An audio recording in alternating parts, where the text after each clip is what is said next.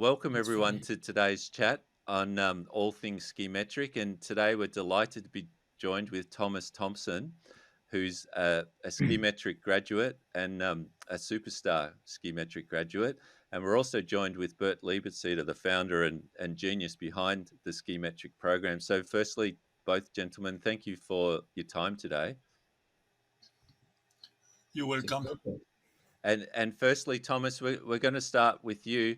Can you share a little bit about your background and how you first got into skiing? Well, I was living in Spain at the time because my parents worked there. And at the age of 9, we started to ski north of Madrid, about 60 kilometers north of Madrid. You have mountains 2,400 meters high. And the skiing is pretty good, but the conditions are rough. It's usually icy and very windy. But nevertheless, then I joined a club there, and I went skiing every weekend. And then once I grew a bit more proficient, I participated in races and so on. So I was an accomplished skier by the time I left the country. That's fantastic. So, if you started skiing with 9, one of the exciting parts about your journey is you've had a stellar skiing career in terms of timelines. So, just for the viewers to get a perspective on where things are at, if you started skiing with 9, how many, how long have you been skiing for? Well, practically all my life. Yeah. With small interruptions, breaking a leg and things like that. And so how many years in total? I'm trying to sort of um, get an understanding of how many years you've actually been skiing, which would be substantial. Which would be would well, I would be skiing now 80 years. Yeah, yeah, yeah. So I'm turning 89 in a month. yeah, so you're yes, so you that is fantastic to hear. And so, what sort of role did skiing play in your life? What made it sort of a significant part of, I guess, your journey to have spent almost 80 years of your time skiing from time to time? Well, skiing was always my favorite sport, together with sailing in the summer. So that was very good. I sailing in the summer and skiing in the winter. And when I left Spain, I was skiing in a university team. We were racing as well, and some of the good skiers of the time were at universities then, and against people in the Alpine region, you don't have much of a chance. But I got a seventh place against those champions, so that wasn't too bad. Nice, nice. And so skiing for 80 years, and then how did you come to know Bert? How did you get involved with the Skimetric program? Well, Bertel is in Zurs with his Skimetric program, and that has been one of my favorite places. In fact, uh, I've now over 50 years in the same hotel, and I've been there several times during the season, and I met Bertel. I think it was his first or second year, and so I must have been one of his first customers there. That's it, 2010, I think, Thomas, Yeah, okay. according to the Holy Book. and uh, and Bertel was very good. I had as a consequence of a tibia breakage, I had a rotational error. That means your edges were tending to be you were tending to ski on the outer edge, Hmm. and Bertel brilliantly corrected the boots in a way that I could ski without problems. That's fantastic. So your first experience with Bert was in and around 2010 when Bert had established the business Skimetric program out of Zurs, and then and you've worked with Bert a couple of times, and you've also been introduced, I guess, through Bert through his network of expert advisors. Um, so was that when you went to the ski symposium, like the Skimetric symposium, where you got to meet the Austrian ski team doctor? Yes, well, that was a very good symposium, and I met some of the surgeons from the Innsbruck University, and since I had this rotational error, later on, one of the orthopedic surgeons here trying to get a hyaluron shot into the knee. It got me a septic infection, so I had 2 operations, and then I needed knee replacements, and then I had both knees replaced. And while they did that, they corrected my rotational error, and then Bertel was on the plan again to correct the boots back to something normal. So yeah, and he did so very nicely. Okay, so 2010, Bert set you up, and then subsequently, Initially. later than after that, you Yeah. through After that, yeah. the second correction of the boots happened about 3 years ago, Okay, just before the pandemic. right, and so you had a double knee replacement. Yes, Yep. I both knees full replacement. And how was how obviously the you're still skiing, so the knee replacement was successful, but how did the knee replacement go? Well, that went very well. In fact, the surgeon in Austria, I went to Austria because they had more experience in in replacing knees. The surgeon before the operation told me, our target is that you can ski like you did before. And he achieved it. Oh, that's fantastic. And just out of curiosity, what age were you when you had both knees replaced? Uh, well, about 85. Yeah, yeah. Wow, that's fantastic to have such a good result, and through the I guess through the Skimetric network.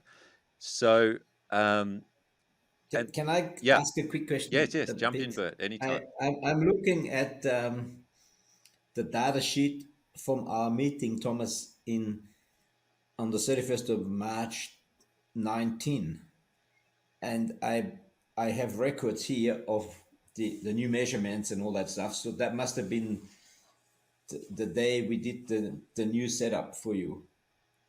And Right. That I, was after the operation. after the operation, yeah. Right.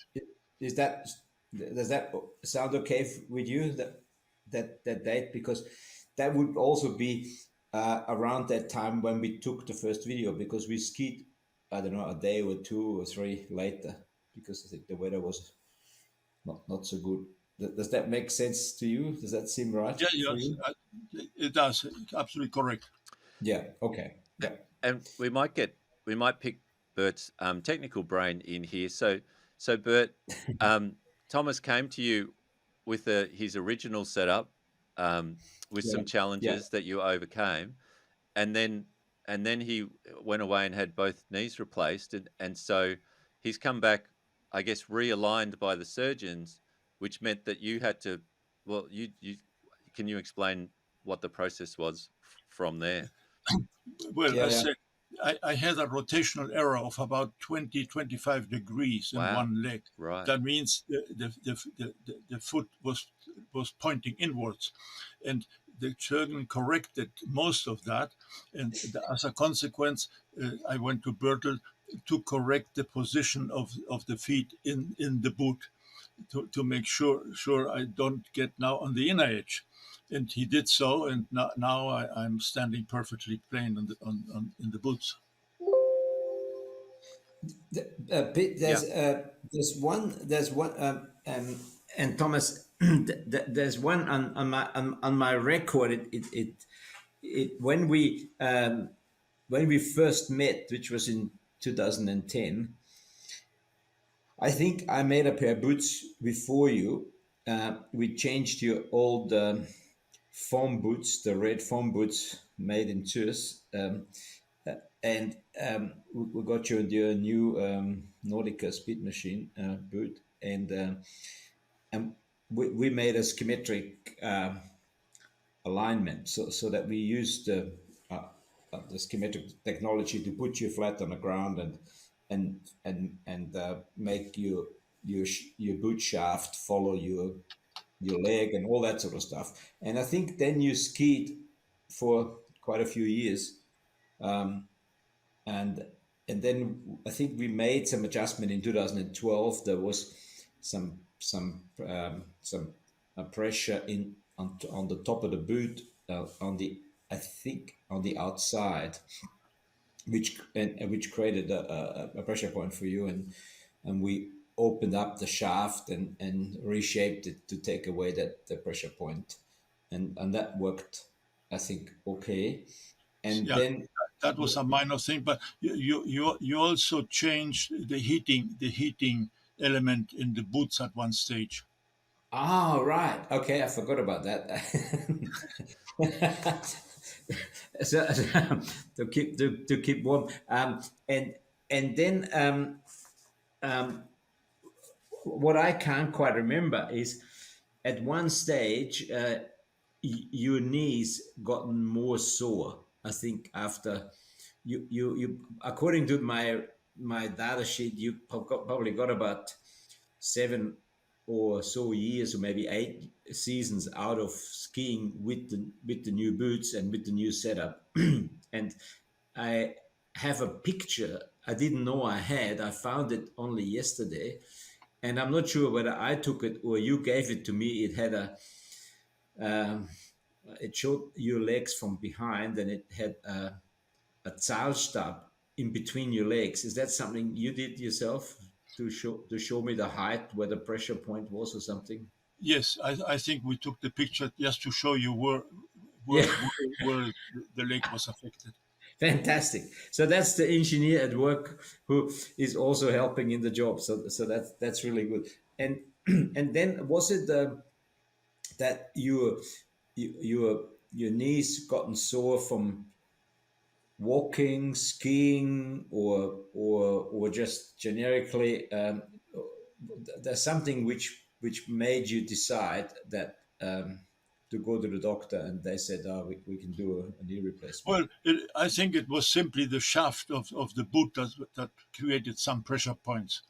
Yes, yeah, yeah.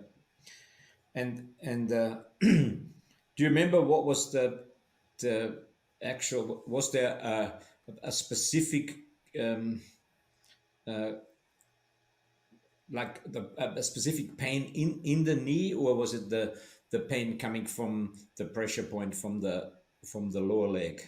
No, no, that was a pressure point from the lower leg. The problem, the knee Okay. problem, my knee problems go back to 1957 when I broke my leg and they created the rotational error. Right. And therefore Okay. the load on the knees was wrong, and it tended to form more synovial liquid, and Yes. that Yes. Yes. needed the knees needed to be aspirated. And Yeah. during my skiing career, I had both knees aspirated probably 50, 60 times each. Ah. Okay. So that Yeah. was to I, manage the original break. Exactly. And Right. the knee replacements now did away with all those problems. Ah, yeah. that's the Okay. next question. Okay. I got it. So Yeah. now that you've replaced the knees and then got to see Bert again and gone through the Skimetric program, what's life like for you out on the ski hill? Oh, no problem. I can ski like I skied before. I don't go quite as fast. That's all. I don't blame you. Yeah, and so in terms of I guess in terms of um, what you're capable of doing, obviously in your late 80s, you it makes common sense to ski within yourself, right? But in terms of skiing around, so just it's just happy days, or Oh yeah, always, always. I'm always happy on the slopes. well that's excellent, isn't it? So um, And in the hotel. so In the hotel as well. so looking back on your skiing journey these past 80 odd years, what are some of the fondest memories and or accomplishments that stand out to you? Well, some of the experience racing were fun, and then during my student days, my university had a house in Austria for students, and we had ski courses there 2 weeks at a time, and I was helping out with instructing the students and so on, and we had great times then. Fantastic. And you also had the highlights of some racing good results where you had the seventh. Um, and And so, in terms of obviously you've always been involved in skiing, and you've been a very successful business person as well. Um, is there a way that skiing's influenced your approach to business and life in general? Some lessons that you've learned from skiing so many years? Well, since we trained, it kept you fit all the time, so that was a good thing. And also I was lucky. My late wife was a very good skier as well. In fact, she was in the British B national team at the time, Right. so she was a very good skier and fast skier, and we had great times together. Fantastic. Fantastic. Hmm. And so, for the aspiring skiers out there that may be coming across this interview, what advice would you give to say some young aspiring skiers, um, or for a start, just to get into the sport, and then there'll be a second part to the question. Well, my advice would be start as early as you can. And it is much easier to learn today. The equipment today is really forgiving. We used to ski with very long skis. My longest ski was 2 meters and 25 long. Right. So that Fantastic. Yeah. and they were wood and something under the binding, and it had almost 2 inches. So they were heavy and so on. So now the equipment is forgiving, and it's very easy to learn to become a fairly accomplished skier in a very short time. Yeah. And I guess you've had such a positive experience with having your knees replaced, and you did manage to work with some of the top knee specialists, literally in the world, which is super exciting. But what sort of advice would you have out there for skiers who may be getting a little bit older and have had some injury in the past or something like that? What would sort of the advice be for those Well, people? the first thing, if you need uh, medical help, do your homework. Make sure you get to the best surgeon with the most experience. And the surgeons that treated me, they replace several knees a week. Wow. And so they are really good at it. They know what they're doing. Yeah. Yeah, that's fantastic. And so you like in your ski career, it's super exciting because you've literally seen the evolution of skiing, um, and probably seen it through, I guess, the best time to be a skier as technology has come along. Can you just walk us through for the listeners on the call, um, what it was like when you started skiing? The resorts and things like that to how it is today.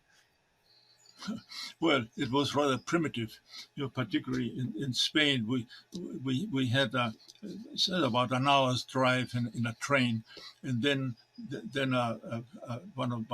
these mountain trains go up. Most of the time, it got stuck in the snow, and you had to walk for the rest of the thing.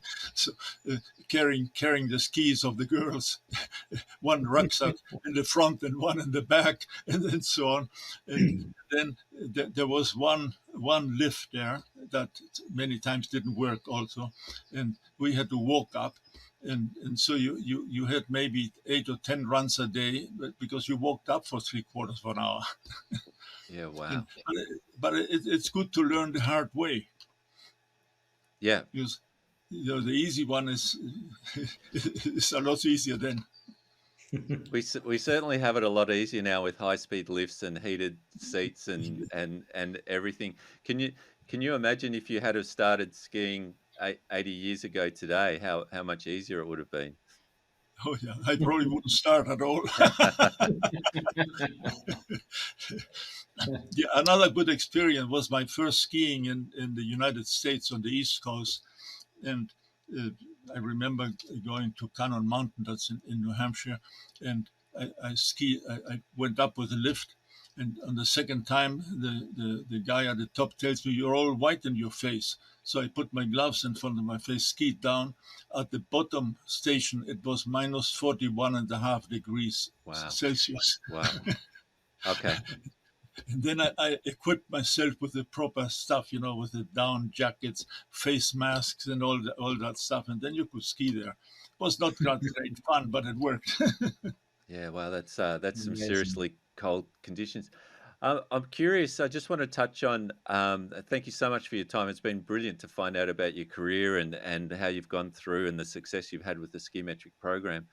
In terms of going to Zurs, you mentioned that you've been there 50 50 odd For now, times. 52 years in the same hotel. That is fantastic. So, what brings you back to the same hotel, and what brings you back to Zurs? Well, Zurs is a fantastic skiing area to start with. And in the old days, you had a lot of good powder skiing. Today, the level of skiing has risen, and uh, it takes about 2 or 3 hours, and everything is tracked. So you have to go off piste, climb up and go off piste. But in the old days, you got a lot of deep powder skiing. That was great fun. And then I go there because the hotel is a family-run hotel called Lorünser. Brilliant, very nice people, and Is that where they you? are now in the second generation from the ownership, and fantastic. You get usually full pension. Uh, you eat like in a 3-star restaurant, morning, midday, and dinner, and you can go down for lunch because the hotel is located just at the bottom of the ski runs, Right. so you could ski right to the door, have your lunch, have a drink with your friends on the terrace, and ski again if you want to. That's fantastic. And did the hotel introduce you to Bert, or how did you actually connect with Bert? Well, Bert has his workshop in the hotel, and that's how we met. Yeah, fantastic. So, Bert, what's it like to have an office in one of the best ski areas in the world?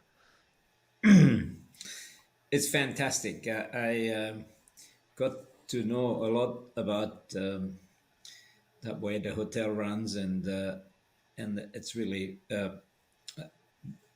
one the best hotel I've ever been in, really, in my life. And so the standard and how they look after the guests, and I suppose I provide a service to the hotel and the service to the guests, and I'm there downstairs next to the where the people go into the lift. So if they have any issues of any kind, they can stop by and tell me about it, and it's fantastic, and I can, if I have the time, I can go out like early in the morning and have a few rounds for myself as well, test out some new setups on skis or so it's really a super thing. And the hotel owner in Zurs, the Jochum family, they said that they wanted to have for their guests the same ski boot setup as they have for themselves. And independent from that, the hotel owner in Falls Creek in Australia said exactly the same thing a few years later. So that's how it works, and that's why I have a very good working environment and workshop, and so it's fantastic. And in terms of working with clients like Thomas, obviously he's a pleasure to work with because he's so into skiing. What's it like to work with someone who's so young and full of life in their 80s? It's amazing. Thomas is a life example that age is a number, and you don't. He doesn't seem to worry too much about it, and he's having fun and keeping fit, skiing and keeping up with the younger generations, and I think it keeps him fit and enjoyable. And when the people come in from the mountain at lunchtime, even or for dinner, they have had good exercise, and they're hungry and they want to eat, and drink some wine maybe as well, and have a really enjoyable time. And the hotel provides the right background for that as well. That's fantastic. You know, Bertel works very hard there, but I'm sure he enjoys the good food in the hotel as well. You know, so there are some benefits to it. It's unbelievable. It's yeah.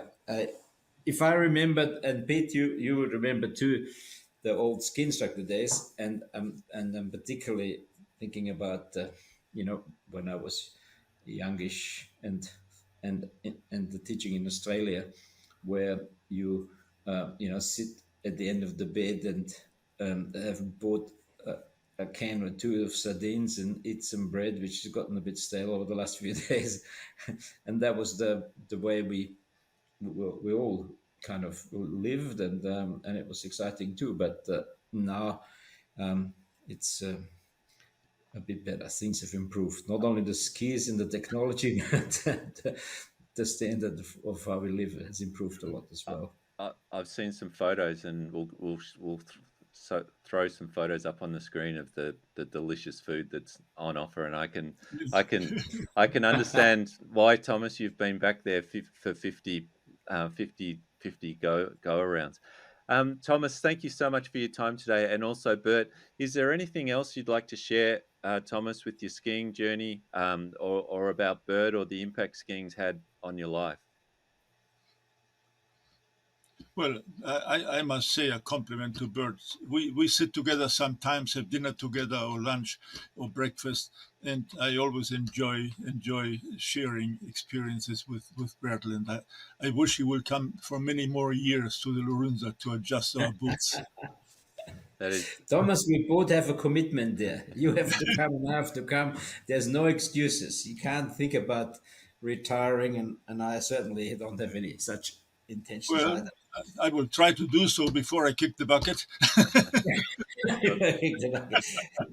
I should also add that Thomas has quite a lot of other interests in his life, and one of them is playing chess and collecting chess games and so on.